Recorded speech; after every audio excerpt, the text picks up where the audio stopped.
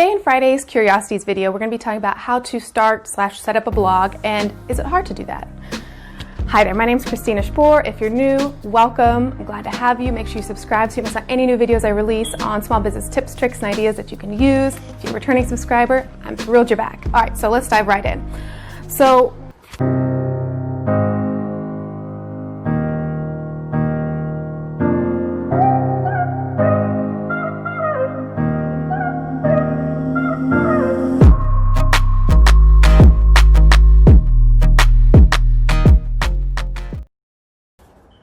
If you have been wondering, should I start a blog or is it hard to even start blogging? It can be and it can't be. There is, with anything you're doing, there is a learning curve that you want to do. It's not like you can just jump on and then be a professional blogger and have millions and millions of hits and your blog is ranked #1 in the search engine. There's lots of things that you have to do to build the authority of the blog, as well as adding content and things that your audience actually wants to read and continues to come back to read. So let's talk about on why you might want to have a blog for your business. Well, it's a place where you can actually bring your audience over and they can actually check out content, products, or ideas that you have and get to know you a little better. And it's also, once you get really good at it, you can of course rank your blog posts in search engines. So if people are searching for it, say in Google, then your post will pop up on that page and they'll click on it and hopefully buy your product or service. The other thing, on your blog, you can add the banners and footers, which is something that you can customize and do. And like I said, in the beginning when I was setting it up, I found it very hard to do. I didn't have an easy time doing that.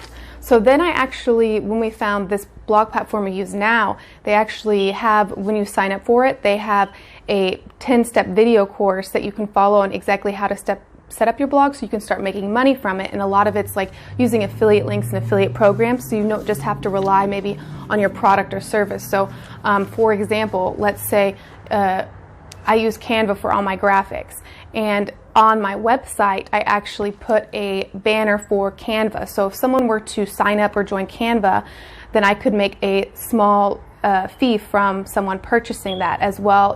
I'll pull up the image so you can see it, but I also have like Aweber, which is the email autoresponder, lead pages, which is make capture pages.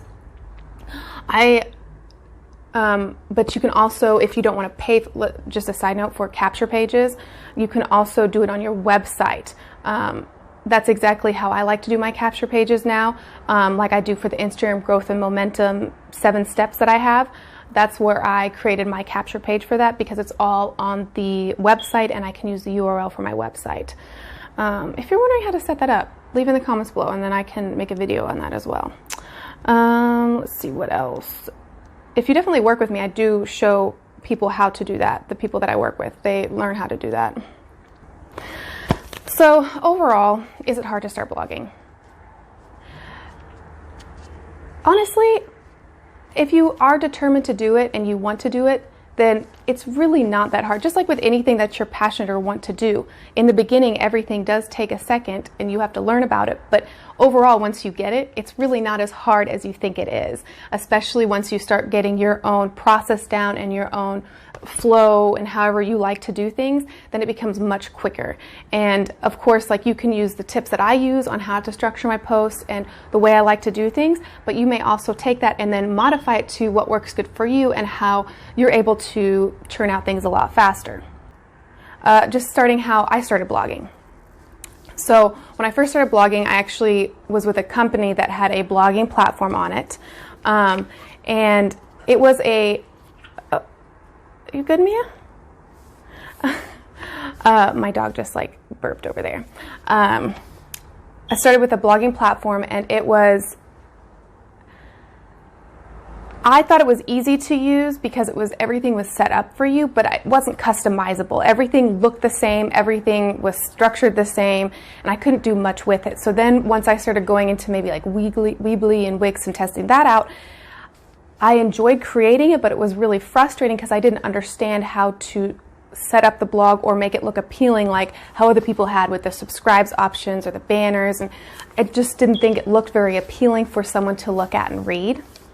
So then of course, when I first started really blogging, I was really afraid and timid to write my blog post because I'm not a very good speller. So I was like, okay, people are going to judge me for my spelling or my grammatical errors. And now, of course, I realize it's really who cares. No, like honestly, if spell check didn't catch it, then whatever. If you can't read my blog post because of one spelling error, because grammatically it's wrong, then you know what? Maybe you shouldn't be reading, my post, because the idea and what I believe is most important is getting the point or message across on what you're doing.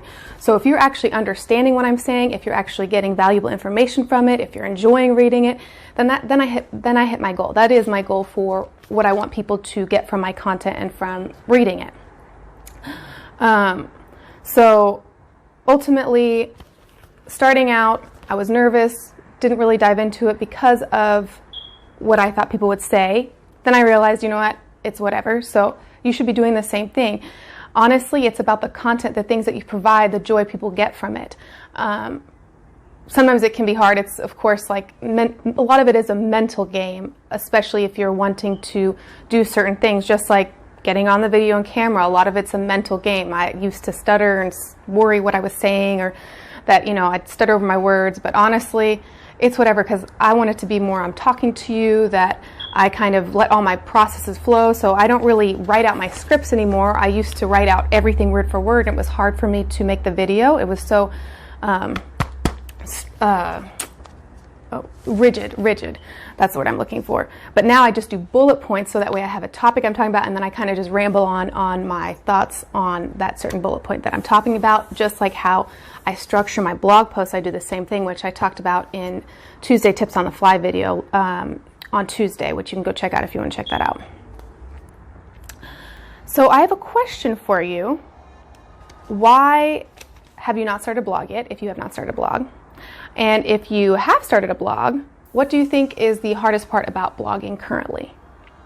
All right, so with that being said, I hope you kind of thought about it and mulled it over and were like, okay, either you want to start a blog and you're like, yes, I can do this, or you're like, okay, I'm still wondering if I should start a blog. You can always check out the other videos I did, and they can help you set up a blog or give you ideas on how you can start blogging for your business. And that is it. I don't want to ramble on too long about this. So with that being said, make sure you subscribe so you don't miss out on any other future videos. And I will see you next week, and make sure you have a wonderful weekend.